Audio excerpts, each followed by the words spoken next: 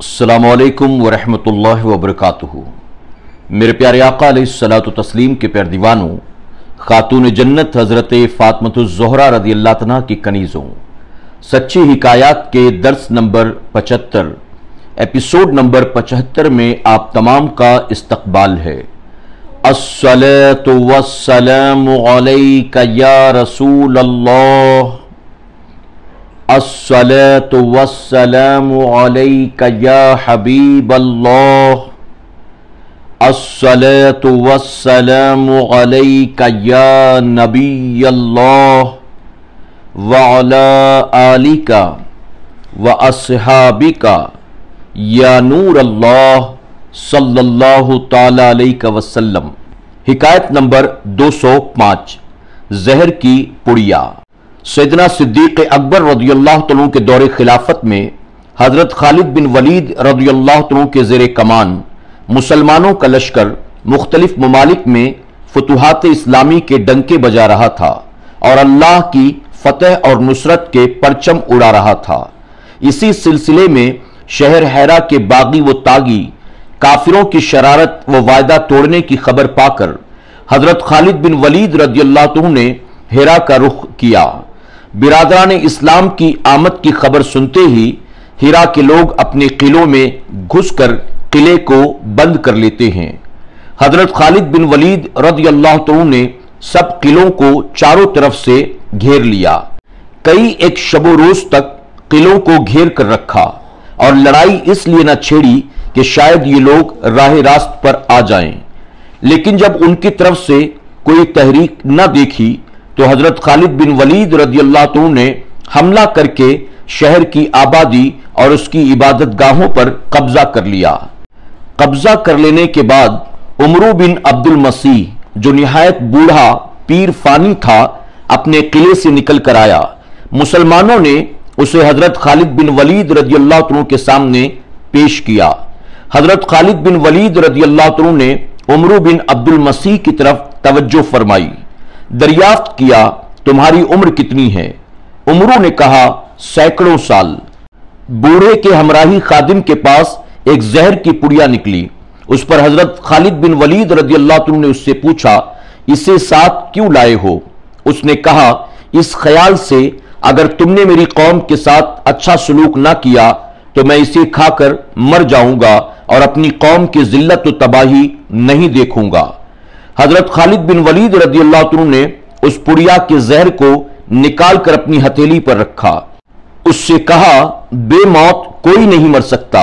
अगर मौत का वक्त न आया हो तो जहर भी अपना कुछ असर नहीं कर सकता। ये कहकर हजरत खालिद बिन वलीद रज़ियल्लाहु तआला ने कुछ पढ़ते हुए वो जहर खा लिया। उस बूढ़े काफिर ने ये एतकाद और खुदा पर एतमाद का मंजर देखा तो वह हैरान रह गया। तमाम लोग भी हैरान हो गए जो किलों से निकल आए थे और उमरू बिन मसीह की जबान से तो ये कलिमा बेख्तियार निकल गया, जब तक तुम्हारी शान का एक शख्स भी तुम में मौजूद है तुम अपने मकसद में कभी नाकाम नहीं हो सकते हो। सबक: हजरत खालिद बिन वलीद रज़ियल्लाहु तआला इस्लाम के बहुत बड़े बुलंद रुतबे के जर्नैल थे। मुसलमानों को हमेशा उन पर नाज रहेगा। सहाबा इकराम हमेशा अपने अज़्म व एतकाद की बदौलत मौत से डरते नहीं थे और इसी जज्बे की बदौलत वो हयात जाविदानी पा गए। हिकायत नंबर 206, मिट्टी का टोकरा। जंगे कादसिया के दौरान शाह ईरान यज़दगर्द की तरफ से इस्लामी लश्कर के सिपा सालार हजरत साद बिन अबी वक्कास रज़ियल्लाहु तआला की खिदमत में ये अर्ज की गई, आप अपने आदमियों में से एक वफ्द हमारे पास भेजें ताकि हम उनसे इत्मीनान के साथ गुफ्तगू कर सकें। चुनांचे यज़दगर्द के दरबार में जाने के लिए हजरत रबई इब्ने आमिर, नौमान इब्ने मुकरन और मुगीरा इब्ने जरारा और आसिम बिन उमरू वगैरह रज़ियल्लाहु तआला अन्हुम तैयार किए गए। उधर ईरानियों ने अपना रौब दबदबा दिखाने के लिए दरबार यज़दगर्द को खूब आरास्ता किया। कीमती फर्श, कालीन और जरकार मसनदें बिछाई गईं। जरकार तकिए लगाए गए और सोने के तख्त पर यज़दगर्द खुद बैठा।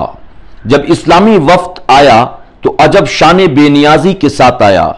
हजरत रबीह इस शान से घोड़े पर सवार दरबार में दाखिल हुए कि सादा सी एक तलवार और रस्सी से बांधा हुआ एक नेजा लटक रहा था। कीमती फर्श के करीब घोड़ा पहुंचा तो दरबारियों ने कहा, घोड़े से उतर जाओ, मगर आपने कुछ परवाह न की और दरबार के कीमती फर्श पर घोड़े को ले आए। फिर घोड़े से उतरे और दो भारी जरकार तकियों को नेजे से फाड़कर उसमें रस्सी डाली और घोड़े को बांध दिया। ईरानियों ने यह सब कुछ देखा, लेकिन वो बुलाए हुए थे इसलिए चुप रहे। फिर नेजा फर्श पर गाड़ते हुए आगे बढ़े और आहिस्ता आहिस्ता कदम रखते हुए चले गए। उनकी इस आहिस्ता खरामी और फिर नेजे से तमाम कीमती असबाब और फर्श को खराब कर देना, जगह जगह नेजे से फर्श पर सुराख कर दिए।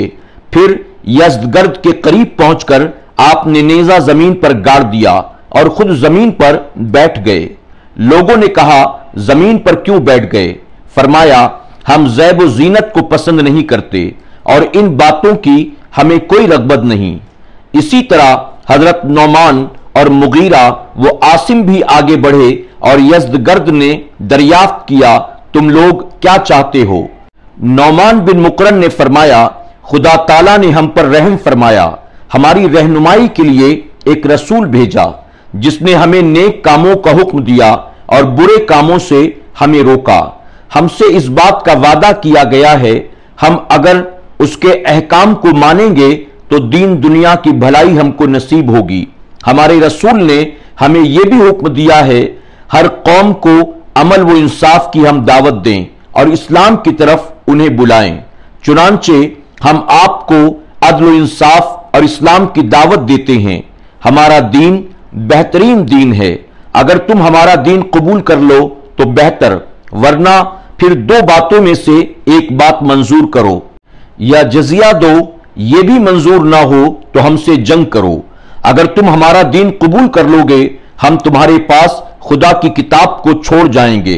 तुम इस किताब इलाही पर कायम रहना और उसके अहकाम के मुताबिक हुकूमत करते रहना। इसके बाद हम चले जाएंगे और तुम्हारे मुल्क से कोई छेड़छाड़ ना करेंगे। तुम जानो और तुम्हारा मुल्क।